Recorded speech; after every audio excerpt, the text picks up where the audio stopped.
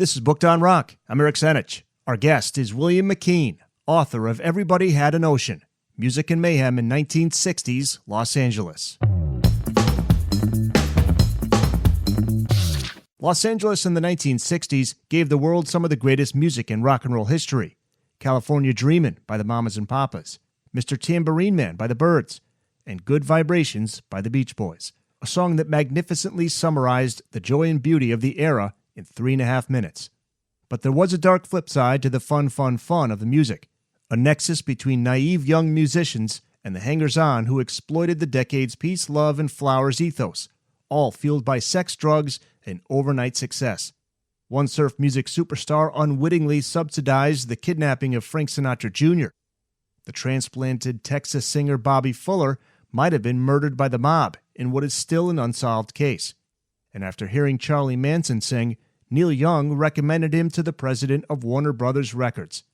Manson's ultimate rejection by the music industry likely led to the infamous murders that shocked the nation. Everybody Had an Ocean chronicles the migration of the rock and roll business to Southern California and how the artists flourished there. The cast of characters is astonishing. Brian and Dennis Wilson of the Beach Boys, Jan and Dean, eccentric producer Phil Spector, Cass Elliot, Sam Cooke, Ike and Tina Turner, Joni Mitchell, and scores of others. And their stories form a modern epic of the battles between innocence and cynicism, joy and terror. You'll never hear that beautiful music in quite the same way. William McKeen is the author of 9 books and the editor of 4 more. He teaches at Boston University, where he chairs the Department of Journalism and serves as Associate Dean of the College of Communication. He teaches literary journalism, history of journalism, reporting, feature writing, and history of rock and roll. He's worked for several newspapers and magazines, including the Saturday Evening Post, the American Spectator, the Courier-Journal in Louisville, Kentucky, the Palm Beach Post, and the St. Petersburg Times in Florida. His writings have appeared in Holiday, American History, Maxim, the Saturday Evening Post, the New York Times, the Boston Globe, and many other newspapers and magazines. He's appeared on The Today Show, The O'Reilly Factor, the CBS Evening News, and other news programs. To hear a playlist of the music discussed in this episode, head over to the show notes page. William, thanks so much for being on the podcast. Great to have you on. It's my pleasure. Thank you. Well, I was interested in having you on this podcast after seeing that this book was just recently released in paperback, so it entered my radar when I saw it come up on the new releases list on Amazon, and I'm so glad I saw it and so glad I read it. All of the stellar reviews on Amazon are well-deserved. Fascinating topic. You introduce the reader with what inspired the book, and you tell the story of the time you were on assignment for a magazine covering the Beach Boys who were performing in Cincinnati at Riverfront Coliseum. Can you tell that story and how it sparked your desire to write this book? I was with my editor from, we both worked at the Saturday Evening Post, and we were doing a story on the Beach Boys. And so we caught up with them in concert in Cincinnati and went to a couple of other dates on that tour. And it was a really nice day. We spent most of the day in the hotel room talking to Carl Wilson and Al Jardine, and then went to dinner with Mike Love. And Dennis Wilson didn't really want an interview. He wanted us to come watch TV with him. So he went to his room, and he was there with Karen Lamb, who was about to become his wife, I guess. And we just had the nicest time just sitting around BSing. And then it was time to go to the show, and he takes us downstairs. He breaks wind very loud in the elevator. And then we get in the limo, and it's as close as I will ever get to being a rock star, because we pulled up right at the backstage door of Riverfront Coliseum, and we walk in with him. And the first time the crowd sees him going up the riser, the whole place just erupts. And I thought, why didn't I go into this job? Yeah. What year is this, by the way? I think that must have been about 1975. Okay. He was still in good shape. His voice was still good. Near the end, it's kind of rough hearing him the last few years, because I think the alcohol had really taken a toll on him. But he was a very, very sweet, very kind, very generous guy. And I talked to him on a few other occasions, and I just always, I think what really started me thinking about this book way back in the 70s when I was, still just a kid, is I wondered what it felt like when you discovered your roommate was a mass murderer, because I knew he had lived with Charles Manson. And I wonder what it was like to wake up and see that in the papers and to realize how close you came, that you were living with someone who was just truly and deeply insane. So every time I would see him, I'd try to get him to talk about it, and he just waved me off. No, certain things I don't talk about. And I kind of wish he had, to me or to someone. I think it was just such a painful part of his life. And yet, recently, they brought out this huge box set of the music the Beach Boys were making in that era, the late 60s and early 70s. And it's beautiful music, and you wonder why more of this wasn't released at the time. And the star of the set is Dennis Wilson. So he could go from living in fear, thinking he's going to get killed or his son is going to be kidnapped by Manson, which is one of the things he implied. And then he goes in the studio and makes this stunning and beautiful music. He was an interesting man. And he was a good musician in his own right. That was something that took a while before people figured that out. But when he did go solo, people figured that out. Yeah, all of these songs that I'd never heard before. I have some Dennis Wilson bootlegs, but all of the songs on the Feel Flows set, which is the name of the recent Beach Boys release, all of them are just spectacular. And why wasn't this put on a Beach Boys album? They're notorious for bickering. They fought all the time. In fact, I think after singing harmony, the best talent the Beach Boys share is that of being litigious. They love to sue each other. It's the most dysfunctional band. When I teach rock and roll history, the opening slide of the Beach Boys is dysfunctional, dysfunctional, dysfunctional, rather than fun, fun, fun. They're just a mess. But through a bunch of arguments about sequencing the albums, his songs got left out, and now they not only have stood the test of time. I think people look back and say, this is really the best stuff. That after Brian Wilson, this is the guy that really had it. And it's just kind of a shame. And it's a Beach Boys song that ties in with the book title, Everybody Had an Ocean. You devote a chapter to it, chapter 5. Can you talk about that, why you decided to use it as the title? It's a great title. Sentimental reasons. Years ago, I was covering a Beach Boys show in a very small town in the Midwest. And this is in that period before they had really been rediscovered. And so they were playing a small college gym, and the photographer and I from my newspaper, we went over there, and it's a little town in Illinois called Charleston. And we watched the whole thing being set up. We talked to the roadies. We talked to a couple guys in the band. I talked to Blondie. I talked to Dennis. I talked to Carl. And it was about how they took this stinky old gym and turned it into this pleasure palace of rock and roll. And then it ends on a scene about 4 a.m. going back to where we lived and talking to a waitress at the all-night diner who said, what are you guys doing out so late? And we told her we'd been to see the Beach Boys. And she said, the Beach Boys, are they still around? And it turns out I noticed on her breast is her name tag, which was Rhonda. And it just seemed kind of fitting. Anyway, that article never was published because the newspaper went out of business the next week. And I don't even know what happened to it. But that article was called Everybody Had an Ocean. And so I was kind of bummed it never appeared. I was determined to use the title sometime. And when I wrote this book, I called it Surf City after the song that Brian Wilson wrote with Jan of Jan and Dean. But when the book was about to come out, Dean Torrance of Jan and Dean was publishing his autobiography, which was called Surf City. So the editor at the publishing house sent me a bunch of titles that they'd brainstormed to, and they were all, okay. But the very last one on the list was Everybody Had an Ocean. And I thought, damn, that's my title. Because I'd always wanted to use that. So I was happy that we all agreed on that. I love that title. I do too. It's so LA. It's everybody has an opportunity. It's wide open.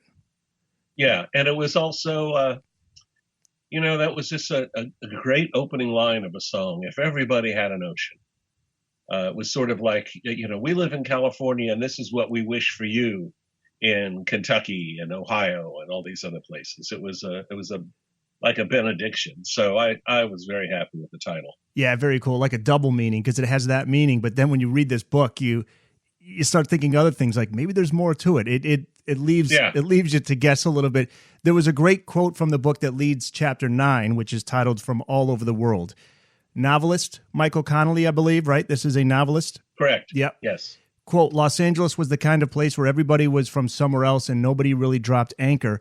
It was a transient place. People drawn by the dream, people running from the nightmare. 12 million people and all of them ready to make a break for it if necessary." So true. That's often associated with the movie business, but in the 60s, that was just as true with music.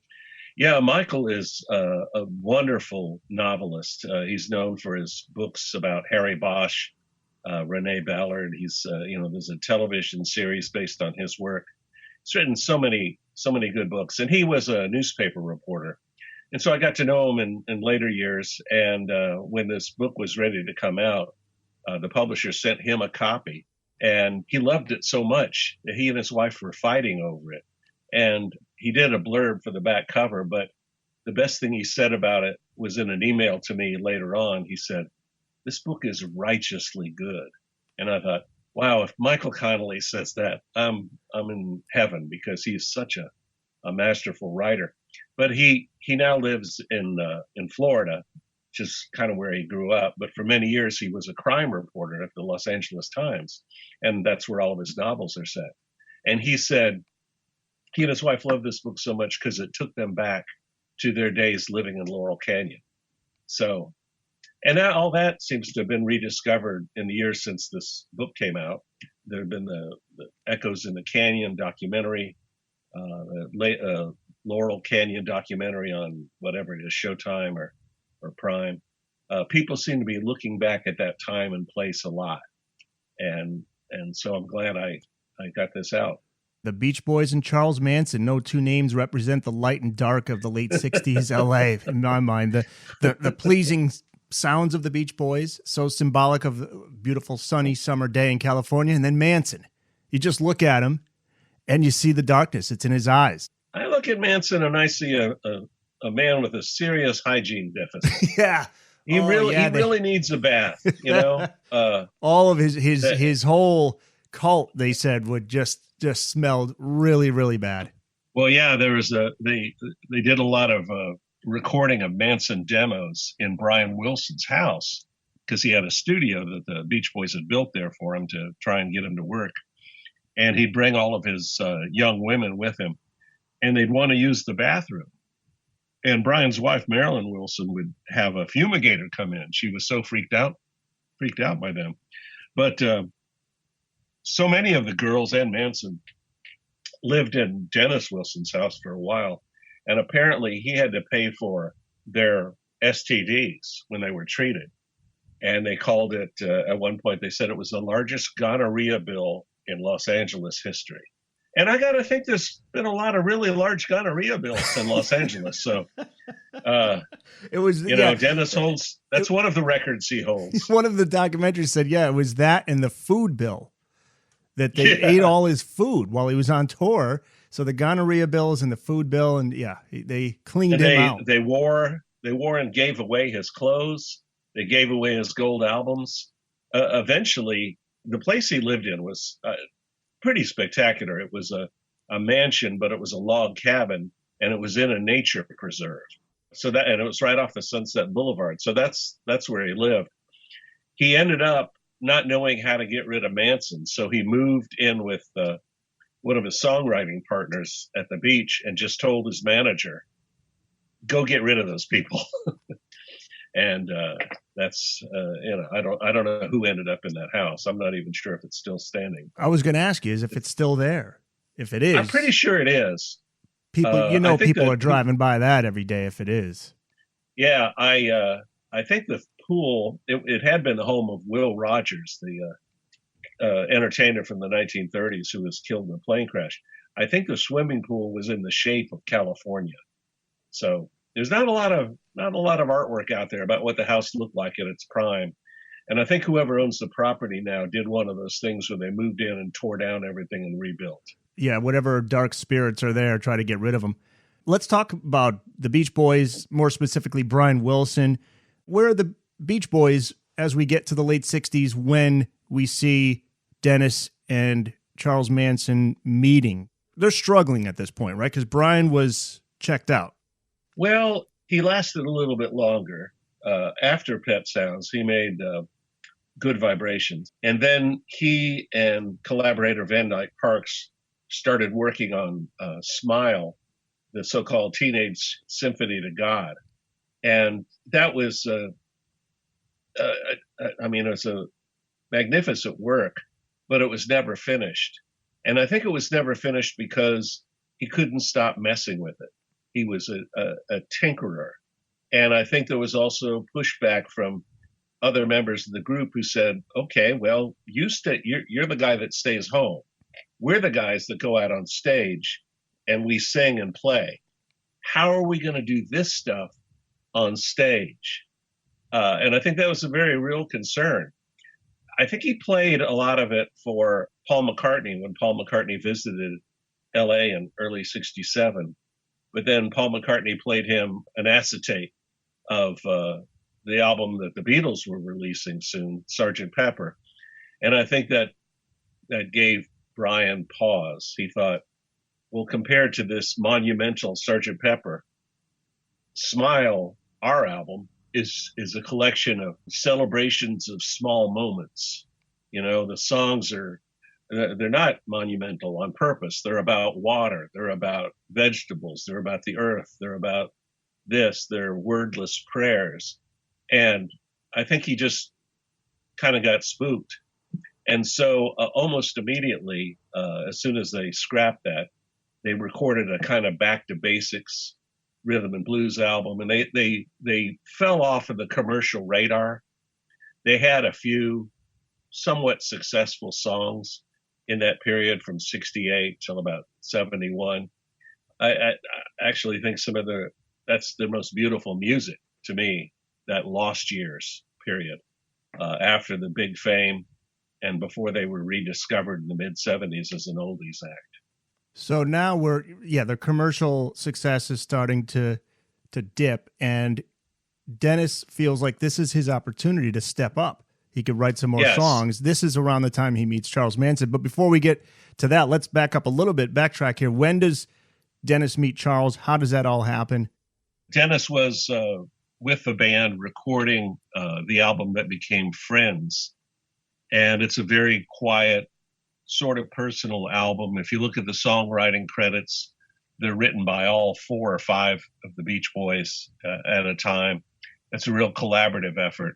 But it's also, there's parts of that album that are so sad. Like Brian Wilson was so kind of disconnected from the world that he writes this song that has a whole verse about sharpening a pencil. And then there's another verse where he gives the listener directions to his house.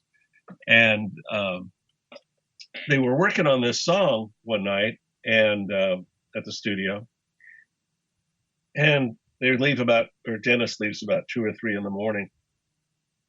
And earlier that day, he had picked up a couple of girls hitchhiking, and he invited them to his log cabin estate for milk and cookies. And I'm not making that up. Milk and cookies. Dennis Wilson only drank raw milk.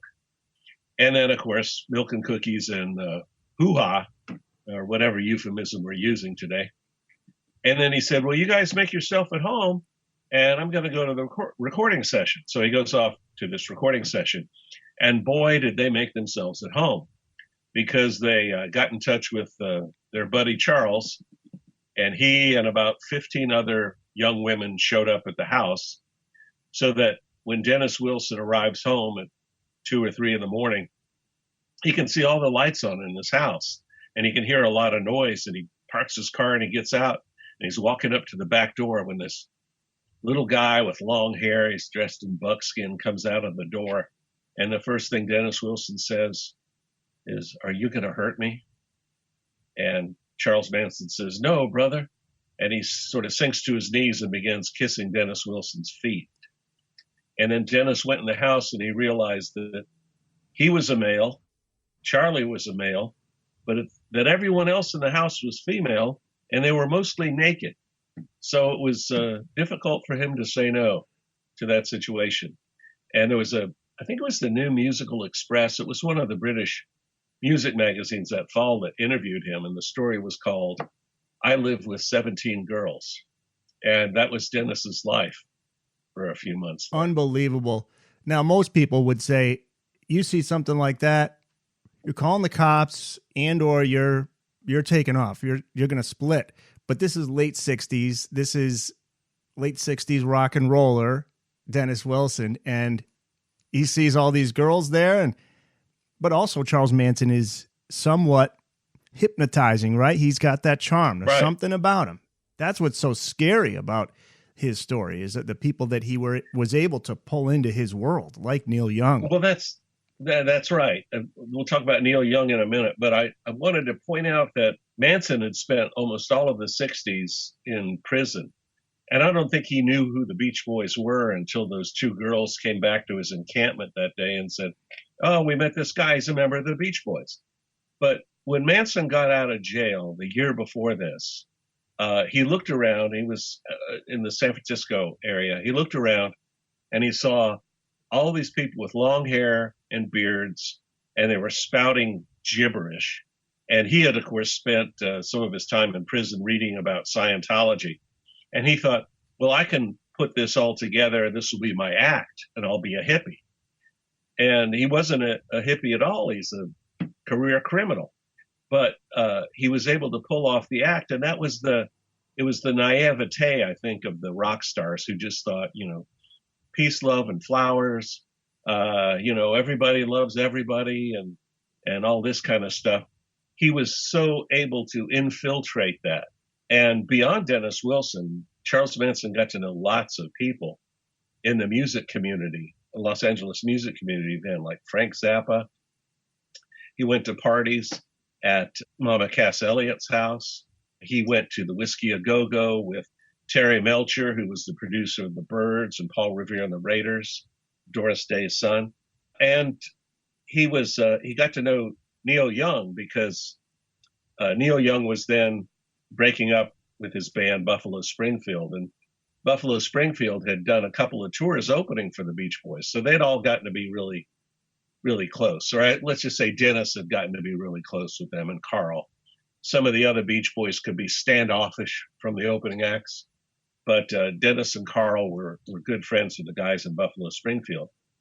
And so during the time that Manson was living with Dennis Wilson, Neil Young was beginning to think about a solo career, and he was very apprehensive. He didn't know if the public was ready for his voice, even though he'd recorded the lead vocals in some Buffalo Springfield songs. So one day he went over to Dennis Wilson's house, and he wanted Dennis to hear some of the songs. So he played them for him, and Dennis was real encouraging. And of course, Neil liked the fact that there were 17 girls there, mostly naked. And then this little guy was around there sort of agitated and saying, well, you need to hear my songs. You need to hear my songs. So he played a few songs for Neil Young, and Neil Young had just signed a recording contract with Warner Reprise for his solo records. And he went to see Mo Austin, who was the head of the label. And he said, "There's this guy I just met, and I think you should give him an audition." What does he say? He's not so much a songwriter as he's a song spewer. And I thought, man, that's a great definition of Charles Manson. But when you finally hear Charles Manson's music, there's some of those songs that are not bad. And it makes you think it was not unreasonable that he would have gotten a contract. And if he had, or if there had been something like, I don't know, American Idol, that, Charles Manson had taken part in something like that, maybe he wouldn't have had anyone killed.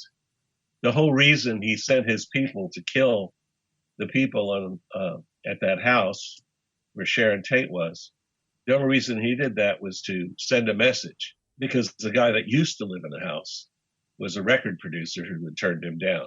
And that's all he cared about, was scaring the hell out of that guy. What if he wasn't crazy? What if he just followed a few orders from people who knew what they were doing and they polished his sound? And what would become of Charles Manson? Yeah, that's one of the big what ifs. It is. And he just would not listen to anybody else. I think he first glommed onto Dennis because he thought, well, okay, this guy's been a rock star. He can help me. But Dennis didn't have any, industry power. But one of his best friends was this record producer, Terry Melcher, who, as I said, was Doris Day's son, but also had produced the Byrds and Paul Revere and the Raiders. And Terry Melcher was, I think, the youngest rock producer that Columbia Records had. And I think Manson did 2 or 3 full demo recording sessions with Melcher until Melcher finally said, this isn't going to happen. But that was after Melcher had sort of had his way with as many of Charlie's girls as he could. The Booked on Rock podcast will return after this. I guess maybe I gave Manson more credit, but I thought that once his girls come back and say, we met this guy named Dennis Wilson, the light goes off in his head. He knows who Dennis Wilson is, and this is part of his grand master plan, is to find somebody with some power in the business. But you're saying he may not even have known. He knew the Beatles when he was in prison, when he got out in San Francisco. By that time, he knew who the Beatles were, but you don't think he knew? He might have known sort of vaguely who the Beach Boys were, but I think he had missed so many years of popular culture and pop music while he was in prison. I don't think he was familiar with their work or what their sound was. Yeah, I just had it in my mind. As soon as they come back and say his name, he's thinking, yes, this is the next step in my grand plan. But no. Well, here's what's interesting in these documentaries that I watched on Manson. He was a terrible petty criminal. Like, he would steal cars and get caught all the time. So how does he go from that to just this mastermind? I don't. That song, "Get in Your Game, Girl," or Look at Your Game, Girl. Look at Your Game, Girl. It's kind of a pretty song, and the melody of "Cease to Exist" is pretty good, and that's the one that the Beach Boys ended up recording under a different title. That Dennis came up with different lyrics because "Cease to Exist," that didn't seem to be right for the Beach Boys audience. But also, if Manson knew anything about commercial power and weight at that time, he would know the Beach Boys had lost all of theirs by the end of 1968. They were so unhip to the mass audience. They were all listening to Jimi Hendrix, and I think it's in Third Stone from the Sun where Hendrix said, "May you never hear surf music again." So they were unfairly and unfortunately, the Beach Boys were kind of relegated to a very unhip past. Didn't they just do an album with the Maharishi? The Beach Boys, some bizarre album they made? They had gone on tour with Maharishi, and that they had to cancel that tour after just a few dates because nobody was showing up. They had done a song on the Friends album called Transcendental Meditation, and they became real devotees of TM. Interestingly enough, it was Dennis Wilson who first found Maharishi, even though it was Mike Love and Alan Jardine and Carl Wilson who kept it up. Dennis, for him, it was a passing thing, but I think Mike Love's been meditating for 50 years, and he's still not a very nice guy. Yeah. Well, Dennis and his brothers, I wondered if this was the connection Dennis had with Manson, too, because him and his brothers had struggles with their father, Murray Wilson. He was abusive to his kids. And you write about a time when Murray hurled Dennis into a wall after seeing Dennis sipping alcohol. Was that the connection Dennis had with Charles? Was he like a father figure? He called him the Wizard. I really learned, I thought I knew a great deal about the Beach Boys before I even started this. But I learned more about their father, Murray Wilson, that gave me a little bit of sympathy for him because he had been beaten so horribly by his father. His father beat him with a lead pipe in the head that, of course, he passed that on. And one of the suppositions about Brian Wilson being deaf in one ear was because it was that his father had beaten him. But that's why the boys became musicians, because when their father was being a real jerk and beating the crap out of them, if they'd start singing, then he'd melt, he'd cry. And so that's why there was so much music in the house, because they were trying like hell to keep their dad away. I don't know that Charles Manson ever knew his father. There's a story that one of his biographers told of his mother traded him for a pitcher of beer at a bar one night when Charlie was a kid. That's awful. And yeah, I mean, what chance did he have? I'm not expressing real sympathy for Charles Manson, but he was a horribly mistreated kid, and he from the time he was 13 or 14, he was in and out of reform school or prison or whatever, and that is all he knew. In fact, when I think in '67, when he was getting out of prison, that last time before he embarked on this new career as a mastermind of murder, he asked the guard who was letting him out, "Can I stay?" And it was the guard laughed, but I think he was serious, because that's how pathetic his life was. The only life he'd really known was in prison. So I don't think he knows or knew who his father was. There is a Charles Manson Jr. out there in the world somewhere. That's if ever there's a good reason to change your name, kid, you got it. That poor guy. I've seen the interviews with him. Yeah, he seems well adjusted. His son, from the interview. That's amazing. That's amazing. I think that they bonded because they were both addicted to sex. I think that was a real thing, and I think Manson could pretend to be anybody's friend. I don't doubt that he generally liked Dennis Wilson, but he also saw him as someone he could use. So they basically using each other for something. Yeah. I think Dennis really wanted to. The Beach Boys were starting their own record company, and they're looking for talent. And I think Dennis really wanted to prove his worth to the other guys in the group.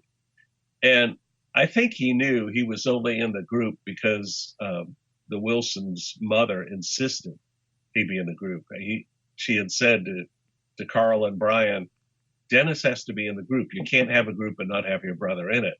Well, he wasn't one of the people in the family who would sit around and harmonize.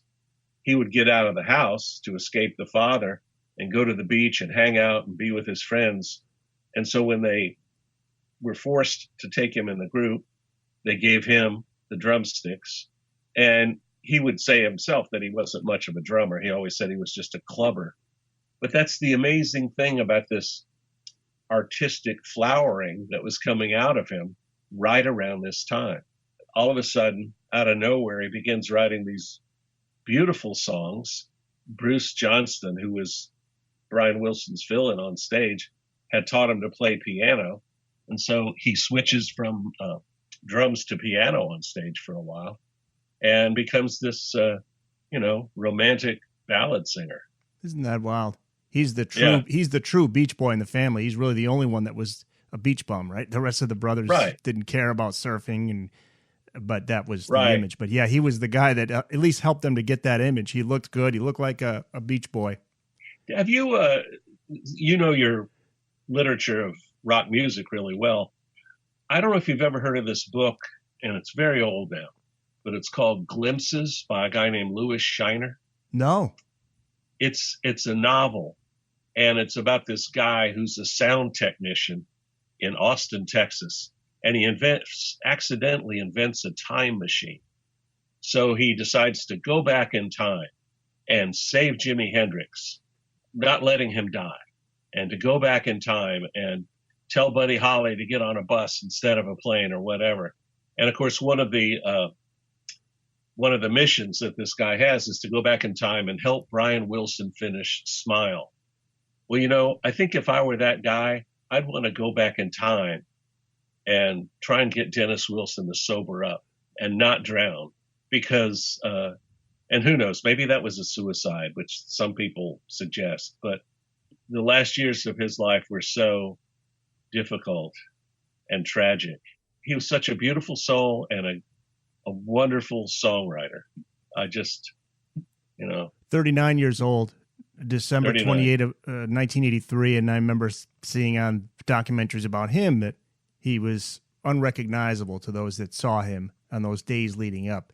He just looked haggard, and they found him in the water by I think it was his friend, his buddy there, or maybe it was a friend / road manager or something from the Beach Boys that's been on these documentaries, that he's the one that found him. He had gone to the slip at the marina where he had kept his sailboat, but he'd lost his sailboat. It had been foreclosed upon. And so he was talking to his friends at the next slip over, and he was diving to where his boat used to be. There's no boat there now. And he kept finding things that he had thrown overboard, pictures of himself with his wife or whatever. And he kept going down and going down. And finally, he didn't come up. And of course, he'd been drinking all day. So it sounds like an accidental drowning. But one of the reports said he was found in the fetal position, which sounds like maybe he just thought, okay, this is it. Yeah, I remember that day. That was a pretty horrible day. Let's get back to Neil Young. This is an interesting quote that I found because I'm doing research for my next interview next week, and it's Arthur Lizzie. He's got a book on Neil Young. It's called Neil Young on Neil Young. And in it, he includes a 1985 interview with Neil Young from Melody Maker. And I was so fascinated by this because I didn't think that Neil talked about Charles Manson, but he did in this interview. So one of the tracks from his album at the time, On the Beach, was Revolution Blues. And Neil said it's based on Charles Manson. Did you know that? Yeah. Okay. He said, quote, he's quite a writer and a singer, really unique, very unique, and he wanted very badly to get a recording contract. I was at Dennis Wilson's house when I met Charlie a couple of times. The thing about Charlie Manson was you'd never hear the same song twice. It was one of the interesting things about him. He had a very mysterious power about him, which I'm hesitant to even think about. It's so strong and it was so dark, so I really don't like to talk about it very much. I don't even know why I brought it up. So then he stops talking for a moment, and then he continues, and he says, there's a saying that if you don't look the devil in the eye, you're all right. But once you've looked him in the eye, you'll never forget him, and there'll always be more devil in you than there was before. He later adds, I can see these things in other people. You can see it and feel it. But Manson, he would sing a song and just make it up as he went along for 3 or 4 minutes, and he never would repeat one word. And it all made perfect sense, and it shook you up to listen to it. It was so good that it scared you. Manson's demonic power. So many people mention that he was, he's just such a little creep, but he had a hold on people. Obviously, people who didn't need him, who were much more successful than he was, but there was something about him that drew people in. Los Angeles was the place for him, too. He came from San Francisco. Didn't he show up in a big yellow bus with all of his entourage, his Yeah, cult? That's right. He began accumulating all the women because he would go for the women he could tell were damaged. The women that he just had a sense that this girl had a bad relationship with her father, or this girl's been abused. And so he would make them feel beautiful and wanted and all of that. And I think that's how he accumulated that tribe. They were all people he knew he could make dependent on him. And he eventually feels betrayed by not just Dennis Wilson because of what you talked about, took that song that he wrote, Cease to Exist, and then it becomes a whole different song for the Beach Boys. Never Learn Not to Love. Doesn't credit Charlie, so Charlie's really pissed off. But then you got Terry Melcher. He's interested early on, but never, like I said, never fully commits. And that seems to drive his anger and resentment over time. And they both somehow survive these terrible murders that are committed by Manson's cult. We know where Terry lived. That was 10050 Cielo Drive. Correct. That was it, right? So he moved out. Sharon Tate and her husband, Roman Polanski, move in. But Manson already knew that. Right. He went there looking for Terry Melcher one night previously, and Sharon Tate opens the door. They make that eye contact. He already knew that. He just went there, like you say. It was more symbolic. If he killed Terry Melcher or had his people kill Terry Melcher, it would all be over. What he derived pleasure from was knowing that his people would kill everyone in that house and Terry Melcher would be frightened. That's what Charles Manson wanted. He also didn't know where Terry Melcher moved to, right? Or did he? I think he knew in general that he was at Malibu. He was living at his mother, Doris Day's beach house with his girlfriend, Candace Bergen. Boy, so he wants him to see this on the news and freak him out. Yeah. Yeah, and it did. Yeah, and as for Dennis, he was lucky. Manson confronted him at his house, threatened to kill his children? At one point, he showed up, and Dennis wasn't there, but a friend was. And I think this was even after the murders at the Tate and LaBianca houses. Charlie gave the friend a bullet and said, tell Dennis there's one of those for him. And then he just left. And I forgot exactly, without looking it up in the book, what he said that indicated he was going to kidnap his son, Scott. Okay. Dennis had just one child at the time? I thought he had more than one child. At the time, I think he just had one, because that was from his first marriage. He had a daughter, that's right, Jennifer. But this son, Scott, was his wife's child from her previous marriage, and he adopted him. Man. Scott, by the way, went into construction, and he's the one that built the Beach Boys Memorial at the site of their former house in Hawthorne, California. Oh, wow. I didn't know that. That's cool. Yeah, he wrote a book called Son of a Beach Boy. That's cool. It's a great title. Yeah. Willie McKeen's Everybody Had an Ocean, Music and Mayhem in 1960s Los Angeles, out now on paperback. As we know, the Beatles' White Album becomes part of this story, Helter Skelter. Manson became obsessed with this album. He saw it as confirmation that the Beatles were trying to communicate with him. He claimed that each of the tracks, there's 30 in all, had some connection to him and his cult. You write about all of the connections there. Can you talk about some of those, the standout ones? Of course, the biggest is Helter Skelter, which was a fairground attraction. Right. And he took that as at least according to the prosecution in the trial, that was supposedly to indicate a race war. Manson was a racist. He wanted to pit Black Americans against white Americans. He wanted Black Americans to win, but he said they won't be able to govern, and then I will come out of my cave and I will rule. This is the kind of I have trouble saying things like that without breaking out laughing, but that's what he thought. And also, other songs on the album sort of spoke to his idea of what revolution would be. Obviously, the two versions of Revolution, the song and then the sound montage. Piggies, the George Harrison song where the people are clutching forks and knives to eat their bacon. He saw that of people turning on each other. Happiness is a warm gun. I mean, that is a wonderful album, but it's also extremely dark. And it certainly fit with the times. I mean, that was an album that came out in a really dark time in American history, 1968, which is, we'd had Martin Luther King and Bobby Kennedy assassinated. We'd had the riots in the street in Chicago, the Vietnam War, all of these horrible things happening. And so the music that the Beatles put out on this very austere album was just, it was kind of disturbing.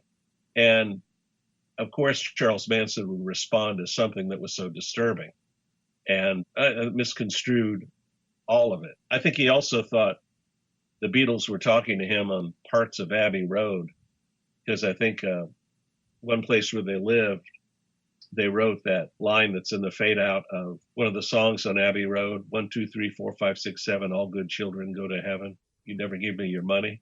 So what did he read into that now? What was his? No, it's just something they painted on the wall at the Barker Ranch. Okay. I think they'd moved on to the Barker Ranch by that time, out in the desert. And they decorated just as they had decorated the victims' houses with pigs on the wall, Political Piggy and Gary Henman's house, all those things to try and make it appear that the murders had been committed by Black Americans taking down white Americans.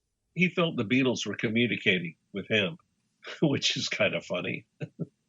It really is. I'd like to see a full list of all 30 connections. That I knew there were a lot, but I'm sure he found something in everything. In every song, he found something crazy. Yeah, there's something disquieting in almost every song. I mean, obviously, there's a few that are just pleasant, like I Will or Martha, My Dear, or something like that. But Your Blues, Happiness is a Warm Gun, even a song like Long, Long, Long, the George Harrison ballad that ends side 3 of the original album.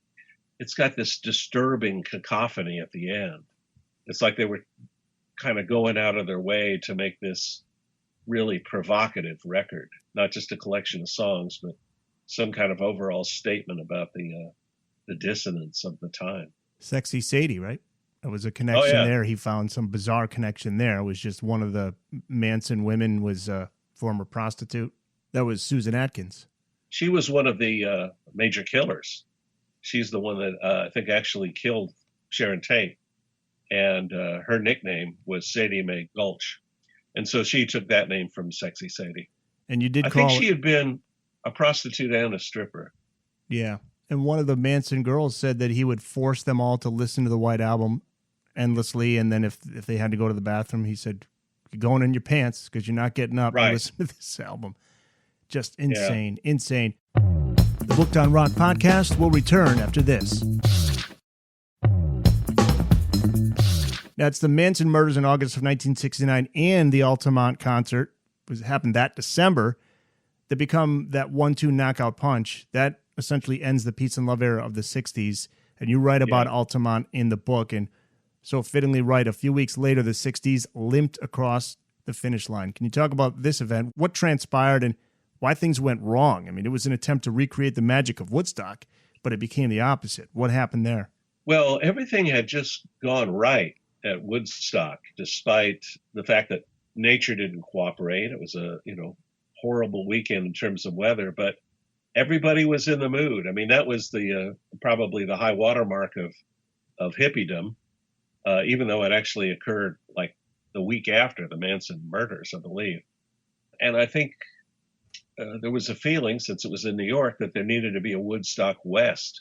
And I think the Rolling Stones, who were on their first tour in 3 years, wanted to ride that crest and recreate it. And when you think about who they secured for the supposed free concert in San Francisco that they were talking about, it was not just the Rolling Stones. It was Crosby, Stills, Nash and Young, Jefferson Airplane, the Grateful Dead, Santana, and the Flying Burrito Brothers. Maybe Ike and Tina Turner too, I'm not sure. But they couldn't get the venue they wanted, so they finally got this racetrack kind of out in the country. And very little thought had been put into planning. And I believe it was the Dead who had suggested that the concert promoters employ the Hells Angels as security because they weren't cheap. They worked for beer. And so the security staff, the Angels, got drunk and started beating up people who encroached on the stage, and especially people who encroached on their Harleys. And eventually, by the end of this horrible day, and everybody was high, but not in a pleasant way, the Rolling Stones are on the stage when one of the Angels stabs to death a concert goer right in front of the stage. And if you've ever seen the documentary Give Me Shelter about that tour and that particular concert, it's one of the saddest things I've ever seen. And I think that was like the nail in the coffin. This is the end of this, how appropriate that decade would end with something like that, after the deaths in Vietnam and the assassinations and everything horrible that happened. We couldn't end with Woodstock. We had to end with something horrible like that. It's amazing that the Stones survived that, because we talked about Dennis Wilson and Terry Melcher escaping death. I mean, the Stones, they could have been shot. Any or one or more of those guys could have been shot. Yeah, it's a nightmare of a day. Yeah. And when I teach rock and roll history, I can't teach the whole of rock and roll history in one semester. So I end the semester with that. I think it makes for an appropriate ending. Yeah, sadly, that's how the 60s end. And like you say, it limps across the finish line. And you write about Phil Spector in the book. Here's another one. Brian Wilson was a huge fan of Spector's work. Spector also represented that line between light and dark. Talk about the beautiful music he makes, but then there's that dark side. And you include a talk about Phil Spector and how he became a part of the 60s LA scene. He was originally from New York, right? What's his backstory, right, and how does he end up in Los Angeles? Well, he was horribly spoiled by his mother. In fact, his mother began lying about his birth date because he was born on December 24th, but his mother started telling everyone he was born on December 25th and that he was the second Jesus. And she wouldn't let him go out and play with the other kids. She didn't really want him to have friends. She wanted him basically all to herself. When he was 10, his father committed suicide. And so his mother, Bertha, and the sister, older sister, and Phil all moved to Los Angeles. And that's where but I think by the time he was 17, he had a #1 hit. He had written a song that the title was taken from his father's tombstone. To know him is to love him. And with a little group called the Teddy Bears, that became a #1 song about 1957 or 58, somewhere in there. But he was not a very good musician. He so desperately wanted to be a musician. But his mother badgered one of the leading session guitarists in Los Angeles to give her son lessons. And he did, just to shut the woman up because she was insufferable. And at one point, after about 6 months, Phil asked this guitarist, Barney Kessel, do I have it? And Barney Kessel said, no, you will never make it as a musician. You're adequate, but you will never be a successful musician. And so he gravitated towards songwriting and eventually production. And he used a lot of people along the way. He was just really horrible in the way he treated artists and business partners.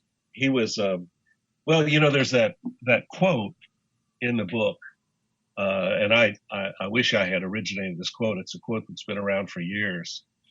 And it's from a guy named Tony Asher, who was Brian Wilson's collaborator on Pet Sounds. Brian Wilson wrote the music, and he knew what he wanted the songs to be, but he wanted someone else to do the lyrics. He didn't want to, Brian Wilson is a musical savant.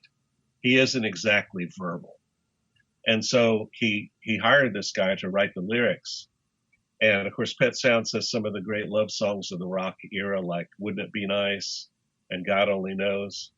But what Brian was really thinking about in those songs and talking over with Tony Asher, his partner, was he was thinking about his sister-in-law. He had just gotten married, and he was in love with his wife's sister.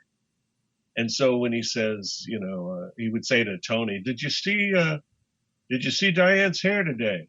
Isn't it pretty? I'd just like to lay down next to her and just stroke her hair and all that. And Tony Asher would say, Brian, you're married. That's your wife's sister. Yeah, but isn't she pretty? And all this. So he was writing all these great love songs about someone else. And so Tony Asher said, you know what? He's a genius musician, but he's an amateur human being. And I thought, that's a good way of describing a lot of these people, because Phil Spector made some great records. But what a jerk. All these, it shows you, we had a good talk about this in one of my classes this week about separating the art from the artist. And sometimes you can do it, and sometimes you can't. Like I'll tell you, ever since that actress Lena Clarkson was shot by Phil Spector, it's hard to listen to a Phil Spector record anymore. Isn't it? It's very difficult to separate the art from the artist. In the grand scheme of things, what Tony Asher was complaining about with Brian Wilson was, not nice, but it's not the horrible stuff. I don't think he committed any crime. He did eventually, though, have an affair with his sister-in-law. There were so many moments, at least from what you read about Spector, where that could have happened much earlier than it did. Yeah, he was playing around with those guns, and it's amazing. But it speaks to just when somebody's that good, it's like an athlete that's a total pain in the ass to be around, and teammates can't stand them, the coach can't stand them, but they're so damn good, you keep them on the team. But once those talents start to go, they get older, and nobody wants to be around them anymore. And I think that was the case with Spector. He didn't do a whole lot of. Was he working a lot towards the end there before before that whole murder took place? Not a lot, but I believe he made End of the Century with the Ramones in 1979, and I think he pulled a gun on Johnny Ramone, if memory serves. It's crazy. I want to go back to Neil Young again, because he's not an LA guy. He's from Canada, from Winnipeg. How does he end up in Los Angeles is basically my question. What's his story? Well, it's kind of a fun story, because two of the more interesting people in my book, I thought, were Neil Young and Joni Mitchell, who had gotten to know each other when they were very young. Joni was in an unhappy marriage. It was a singing duo, and her husband was very jealous of her talent because she could write songs and he couldn't.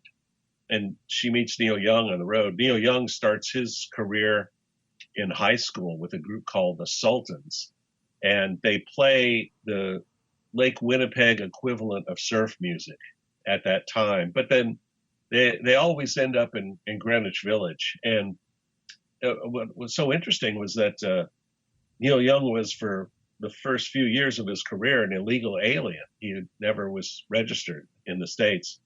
But he, on the road, meets Stephen Stills, who's with a kind of a showbiz kind of folk group, and they make a pact to meet somewhere. So Neil Young ends up in New York, where he thinks Stephen Stills is staying. He knocks on the door. It's Stephen Stills' apartment, but he's out on the road. But the guy that answers the door is Richie Furay, and he is another singer-songwriter wannabe. Well, they all end up at different times heading to Los Angeles, and Neil Young and a friend from Canada are driving around in Neil's hearse. And after about a week or so, they realize we're never going to find Stephen Stills. Let's just head back north. And they're at one side of the intersection, and it turns out Stephen Stills and Richie Furay are on the other side. And they start waving each other, and they pull over. And so Buffalo Springfield was formed on the shoulder of Sunset Boulevard. That's where they all met, the four of them, for the first time. Such a great story. And this Neil is in the 1948 Buick Roadmaster hearse. He calls it Mortimer Hearstburg. He bought this when he was with one of his early bands in Canada, I believe, him and his bandmate. It was the Minor Birds, which included Rick James. Right. I've really enjoyed Neil Young's books, and one of them is all about his cars. Something I didn't know until about 10 years ago, what a car freak he is. He's a real gearhead. And I love the fact that, he would name a hearse Mort, since that means death. So, that's his humor. Yeah. Yeah. You quote him in the book. He's talking about why he loves it so much.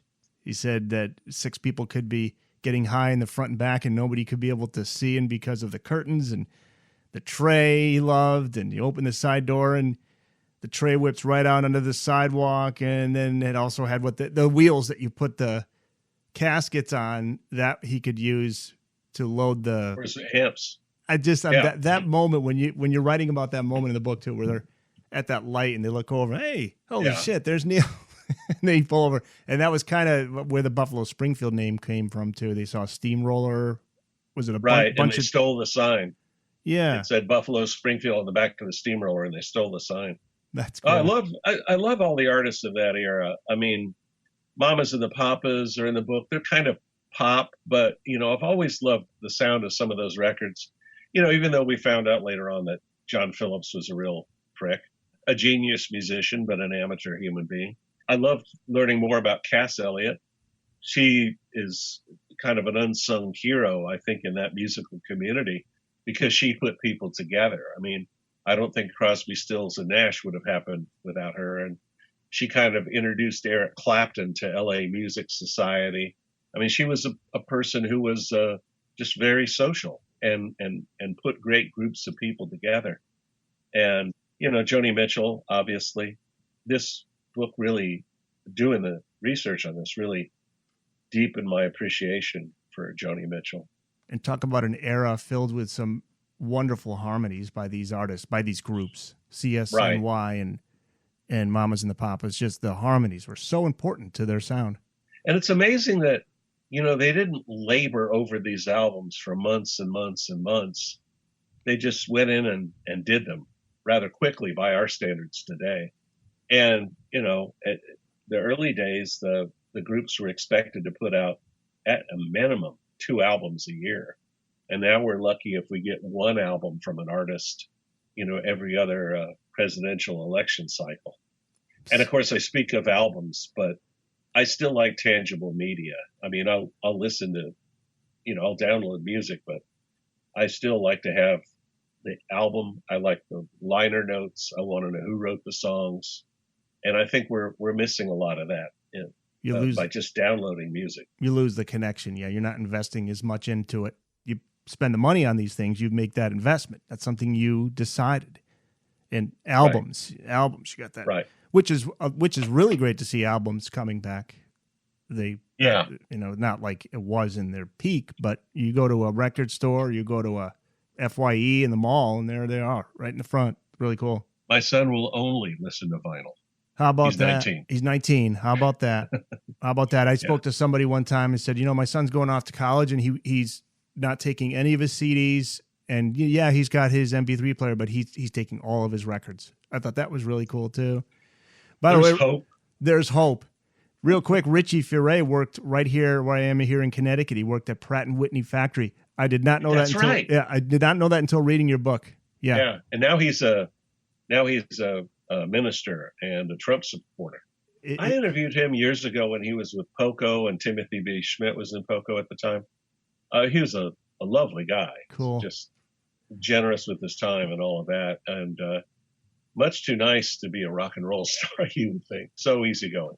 How about Stephen Stills trying out for the Monkees? He didn't get the job. They didn't like how he looked, specifically his teeth. They didn't like his teeth. Right, and I think he's the one that said to his friend, and it might have been a roommate then, Peter Torkelson, why don't you go try? Or he recommended Peter to the producers. And you know who the producer of that was, don't you? Bob Rafelson. Bob Rafelson? No, I don't think so. He put Bob Rafelson was part of the team that put together the whole show, The Monkees. And then he later made 5 Easy Pieces and all those Jack Nicholson movies. He and Jack Nicholson were friends. And Nicholson ended up writing for the Monkees. Really? He wrote some of the scripts, and he co-wrote the screenplay for their movie Head, and he's in it. As a matter of fact, that was in the Jack Nicholson period when he was making all those movies like The Glory Stompers and Hell's Angels on Wheels. That's cool. And Jack Nicholson dated Michelle of Mamas and the Papas for a while before her 1 week long marriage to Dennis Hopper. Doesn't it make you wish you could go back in time like that guy in the book? Exactly. Live through that era. Wasn't Harrison Ford on the road with the Doors? Wasn't that the story? Before? Well, I'm not sure about that, but he was the guy that built the back deck on Joan Didion's house at Malibu, Joan Didion, the writer. And that's how he supported himself. He was a carpenter. I just did a quick Google when Harrison Ford worked as a roadie for the Doors. Was he a roadie? Yeah. Oh, and he even says Harrison Ford remembers his time with the Doors. So if he's talking about it, then it's true. There's some rare clip that it may be on YouTube where you see a very, very young Harrison Ford. I don't know if he's with a band or whatever, but it's there. I'll have to look that up. Yeah.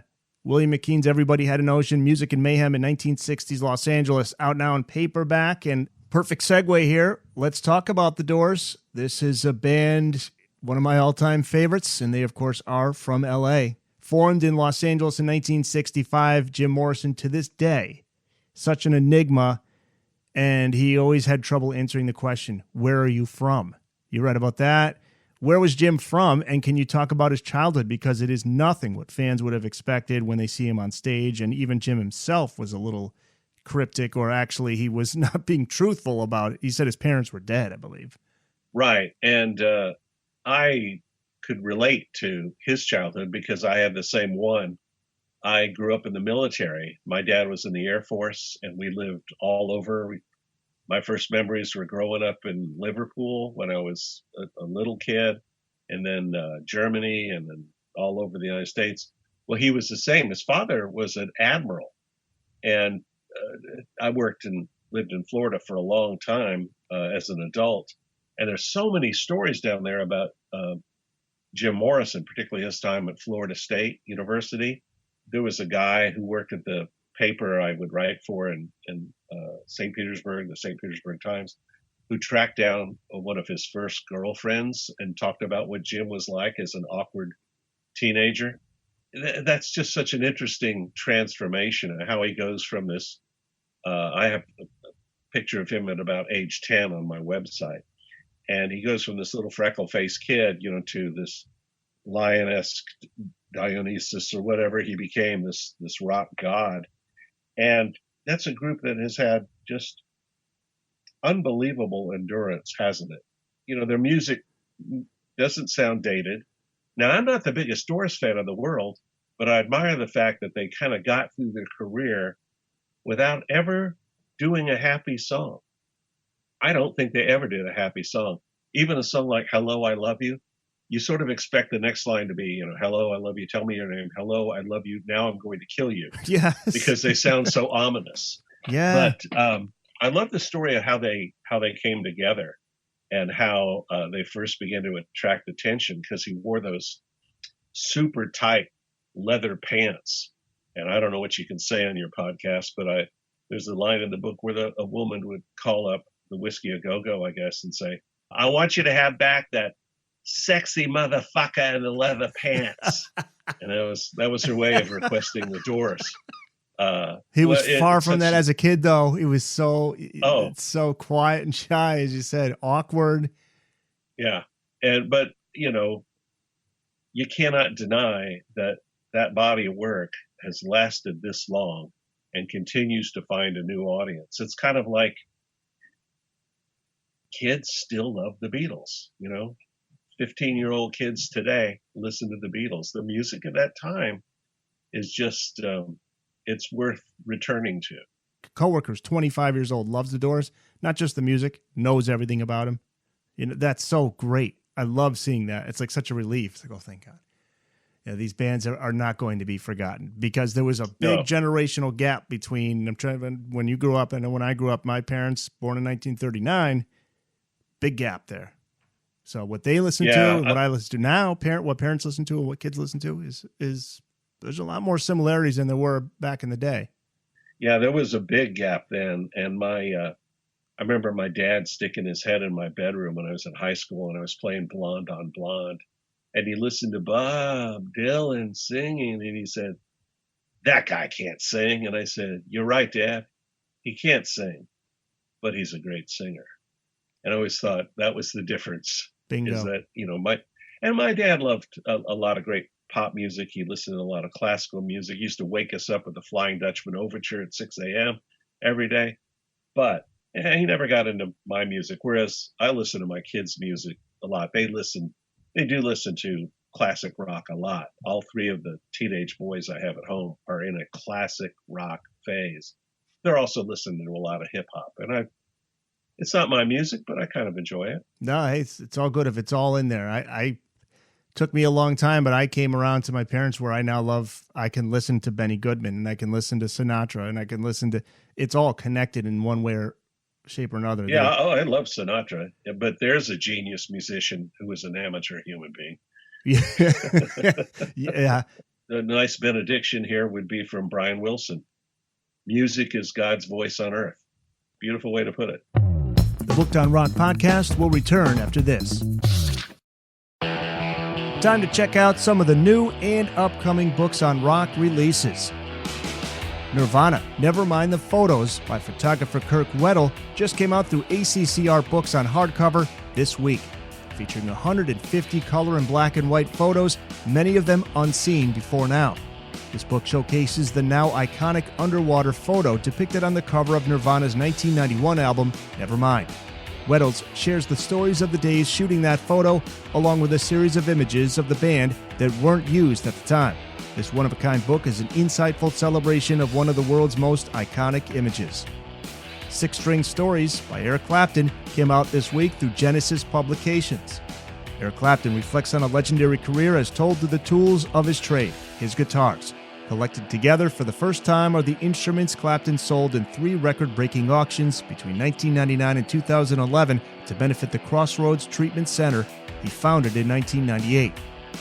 Due out November 23rd through Sterling Books is Jimi Hendrix Voodoo Child by Harvey and Ken Kubernick, a unique tribute to Jimi Hendrix featuring contributions by those who knew and worked with him, enhanced with images by the most renowned rock photographers of the era. Tori Amos, Every Album, Every Song by Lisa Torum is out November 26th through Sonic Bond Publishing, a track-by-track analysis of Amos's essential recorded works, starting from her late 1980s synth-pop beginnings through 2017's illuminating Native Invader. True Love Cast Out All Evil, the songwriting legacy of Rocky Erickson by Brian T. Atkinson, due out on hardcover November 29th through Texas A&M University Press. Featuring a collection of reflections by and about pioneer psychedelic rocker Rocky Erickson, the late great singer and songwriter who fronted the 13th Floor Elevators burst onto the Texas music scene in 1966 with the release of You're Gonna Miss Me, the band's only charting single, which featured Erickson's primal vocal stylings. A Life in Focus, the photography of Graham Nash by Graham Nash, due out through Insight Editions November 30th. Music legend, photographer, and artist Graham Nash reflects on more than 50 years of an extraordinary life in this extensive curated collection of personal photographs, paintings, and mixed media artwork, taken from his personal archive. Nash also tells the stories behind the pictures, giving insight into the life of one of the greatest musicians of all time. And John Prine's John Prine by Aaron Osman, due out on paperback through Bloomsbury Academic on November 30th. Part of a series of books titled 33 1/3, this book marks the 50th anniversary of John Prine's self-titled debut album release. It chronicles the legendary singer-songwriter's Middle American providence and his remarkable ascent from singing mailman to celebrated son of Chicago. Find a link to all the newest and upcoming Books on Rock releases in this episode's show notes page and on our website, bookedonrock.com.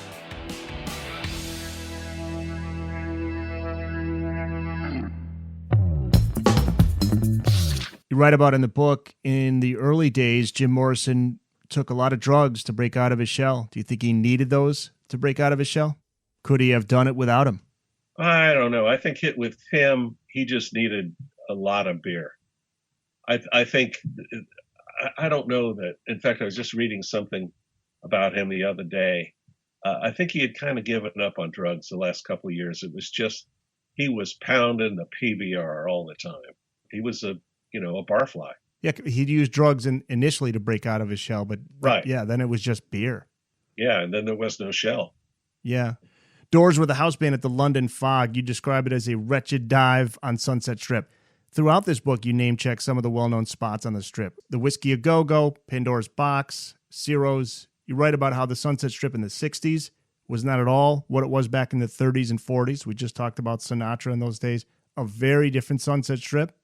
Oh, yeah. And in fact, I was just sort of daydreaming there for a moment because I love that Quentin Tarantino movie, Once Upon a Time in Hollywood. I'm glad you brought that up. Yeah. What did you think about that movie? Well, first of all, they recreated Pandora's Box. I thought it was a beautifully made film, a really creative blending of fiction and fact. There's a lot of stuff there that if you really know this era, you realize, wow, Quentin did his homework, because there's one scene when the Brad Pitt character sees the young Manson girl, and as they go by, he's in a car and she's on a bus bench, and a bus pulls in front, and on the side is a little advertisement for the TV show Combat. That was Charles Manson's favorite TV show. That's what I mean. The attention to detail was just so good. And then, you kind of get a lump in your throat at the end when you realize, oh, he's taken us to an alternative universe. And of course, it's called Once Upon a Time in Hollywood because it's a fairy tale. This is not how it ended. I thought it was a terrific movie. I was really dubious about it when I heard about it, because I thought, well, he's making a movie about Manson? Oh, God. I just thought, obviously I'm interested in all of that, but I just didn't want to see another actor play Manson. And he wove this fictional tale into that. Manson is just this character you see only briefly. And there is the real Tex Watson is there, but the character played by Margaret Qualley, who is one of the main Manson girl you see in the movie, she didn't exist. So it was just I thought, beautifully done. I watched it twice in the theater, and then I bought it on Blu-ray. I've probably watched it 4 times in the last couple of years. There was stories that Jim Morrison would hang with Manson at that Spiral house. The Spiral Staircase. Spiral Staircase, and there were stories that Jim Morrison did, and that he also came to Spahn Ranch when Manson was there. That'd be interesting. A surreal moment to picture.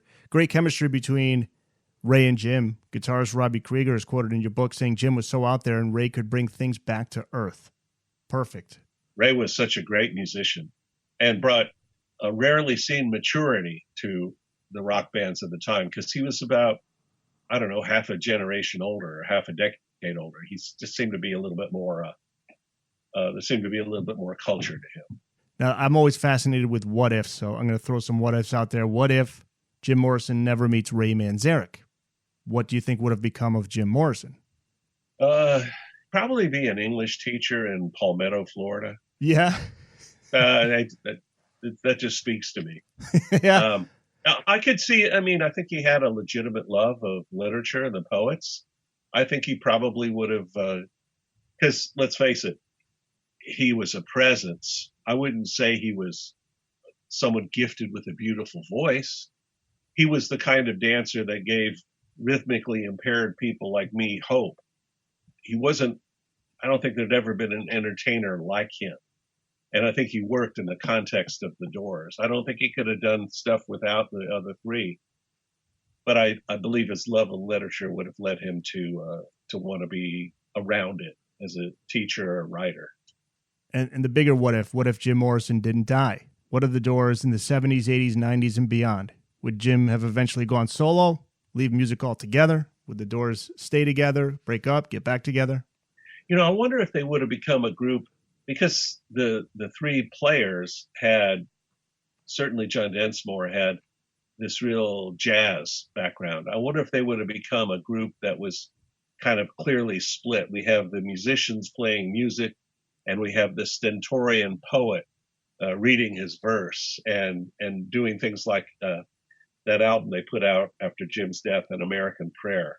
Maybe they would have done something like that. I'm not sure I see them keeping up the Doors of, and this is a minority view here, but my favorite Doors album is Morrison Hotel.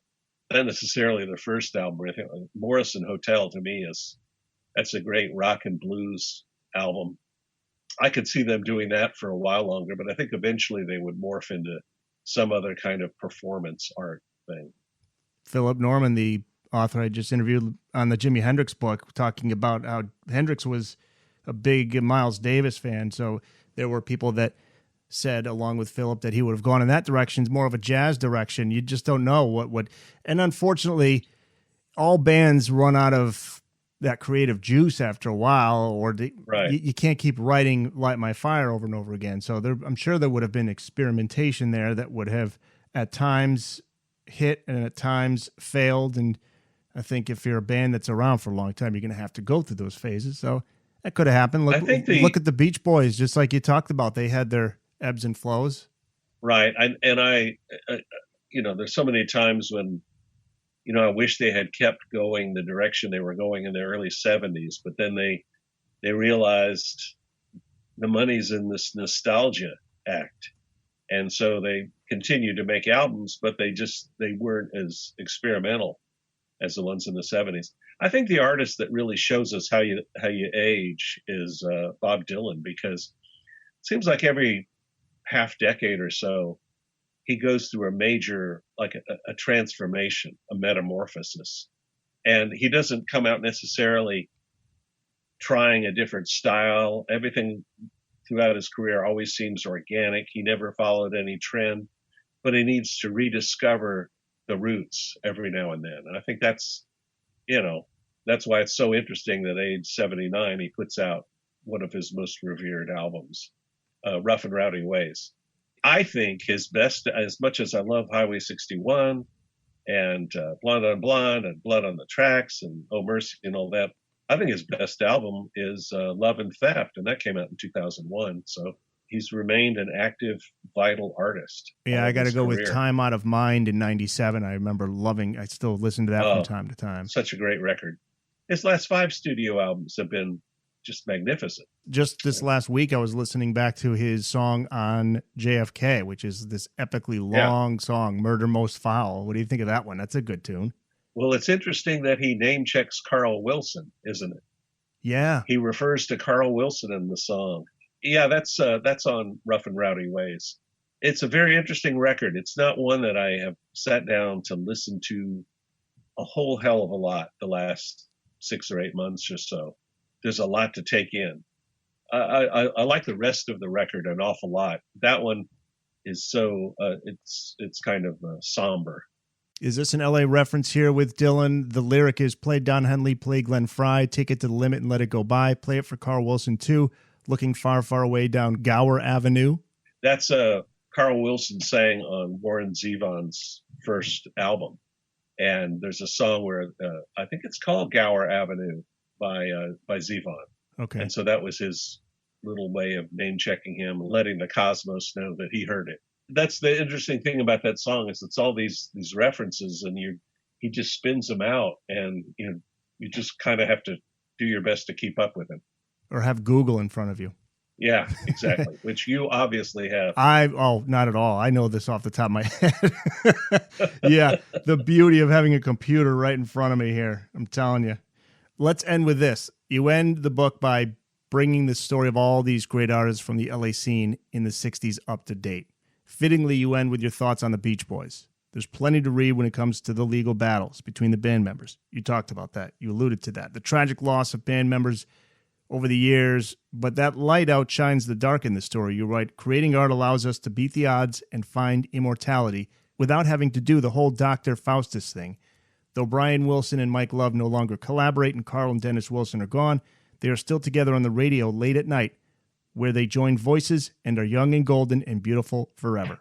Perfectly fitting way to end the book. If you had to choose one song, and I did give you a heads up on this by email to give you some time to think about it, if you had to choose one song that best represents the best of the 60s music, what would it be? The song I have been listening to all my life, and I hear something new every time, is Still Like a Rolling Stone. To me, that's got the angry majesty of youth.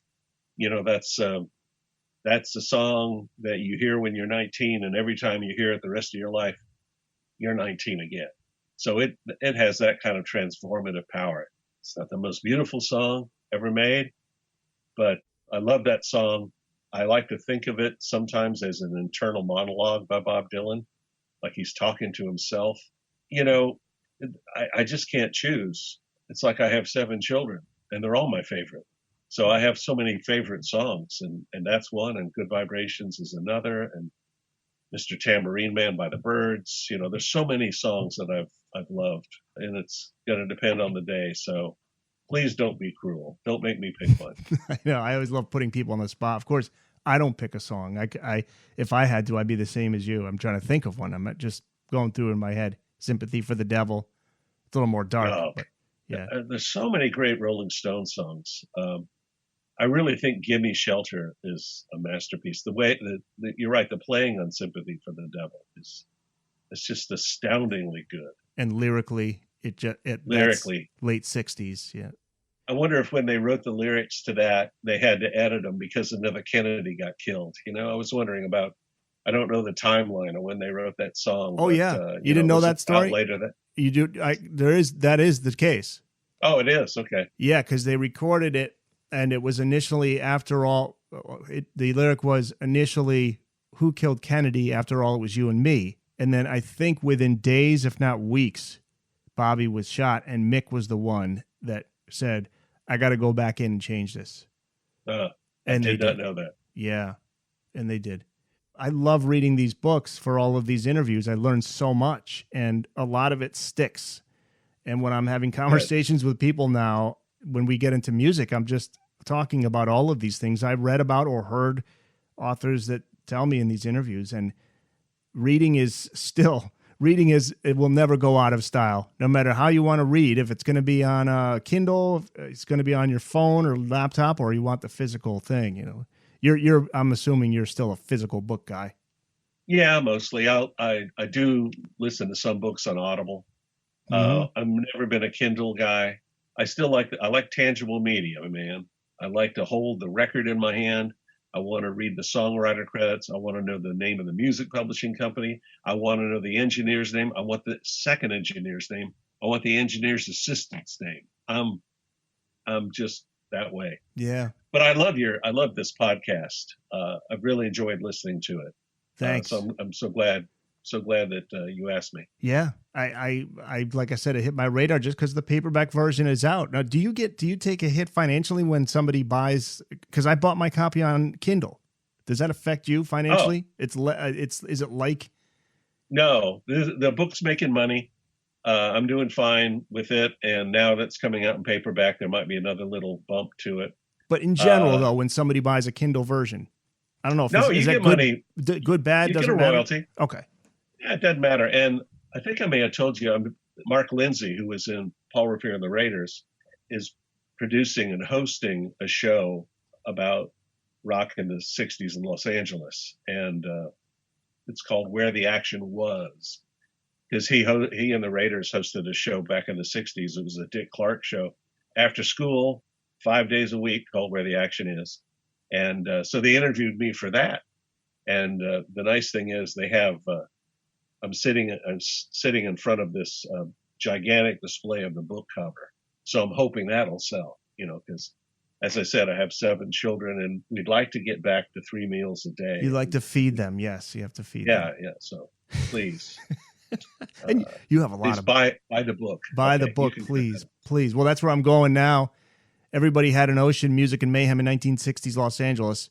Out in paperback, out in Kindle, out in hardcover through Chicago Review Press. Available wherever books are sold. But is there a website you want to direct people to get a copy specifically? Is it your own website? Does it matter? It doesn't matter, but you can. My website is just William McKeen, McKeen.com. And I've got a couple, I think I've got the first chapter on the website in case you want to read it first, see if you like it.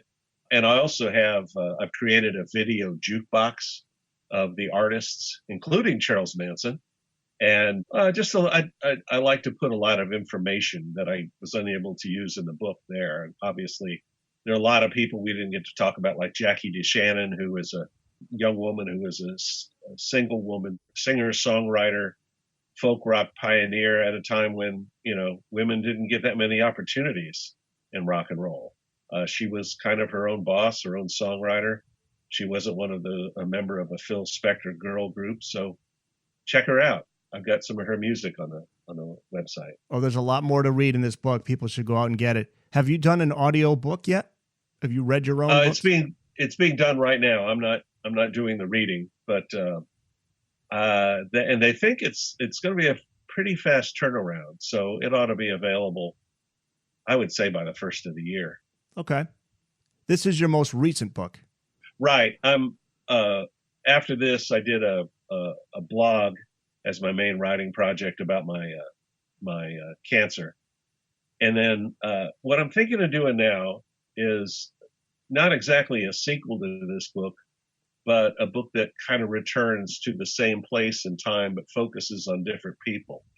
And the reason I can't say for sure is because I have to write a book proposal. And there's nothing worse in the world than writing a book proposal. After you write the proposal, the book is easy. But to be honest with you, I would rather blow a dead dog than write a book proposal. That's how bad they are. You can say whatever you want on podcasts, so because you can cut them out. We're leaving that in. No, I'm leaving that in. But okay, well, I'm going to go out and look for a dead dog now. I think congratulations are in order, though. Are you feeling good? Have you beaten the cancer? Oh yeah, great. Yeah, and when I found out I had cancer, I thought I had to take off from work. That's why I wrote this book. I've been carrying this story around in my head for years, and I thought, well, you know what's going to keep you busy? So you don't sit around and think about how you're sick? Write that damn book. So this was a great pleasure to write because it gave me something to concentrate on every day. Have to stay busy. Have to. Yeah. Paul McCartney just said, I keep busy because I don't want to sit around thinking about dying. Right. And look at him. He's doing great.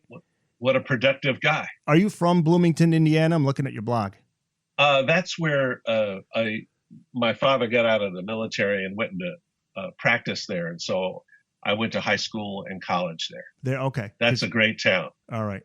My band is Van Halen. That's where David Lee Roth is from, Bloomington, Indiana. That's right. Yes. Yeah, I just listened to that Van Halen Booked On podcast you did. That was great.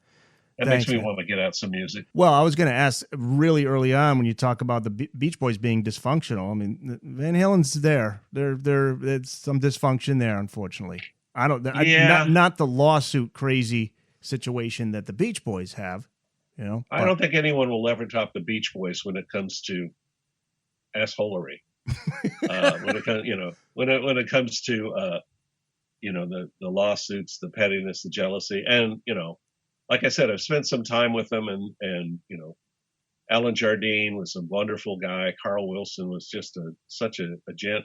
And what a voice, man! What a voice Carl Wilson had. Woo! And I hate to tell people this because so many people love to refer to Mike Love as the biggest asshole in rock history. But I got to say, the evening I spent with him having dinner, he was very charming. He was very funny and clever. He's a smart guy.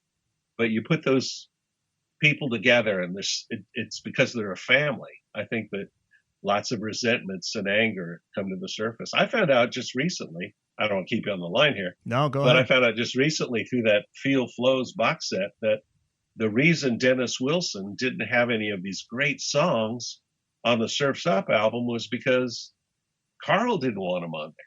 He didn't think they fit. And I thought, what? These are the two loving brothers. Now there was a lot of animosity apparently. Wow. Yeah, when Carl Wilson died, that's like that ought to be a school holiday.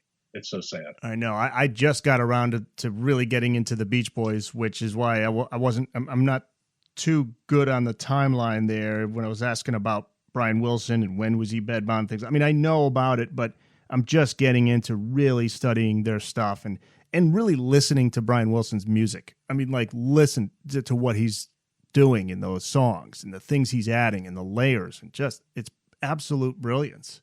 Well, the favorite thing of his that he wrote, he always said was the beginning of California Girls, which most people never heard on the radio because the disc jockeys were saying, well, it's 5 minutes past the big hour, 5 o'clock. And it was that dun, dun, dun, dun. He said that is a musical sunrise. And once you picture that, you realize it's the point of the sun coming and, the guy, and I remember Dennis Wilson saying once, I want to write a song that has the sound of what a liver sounds like to an alcoholic. And I thought, wow, that's kind of strange. And when I was interviewing Alan Jardine once in the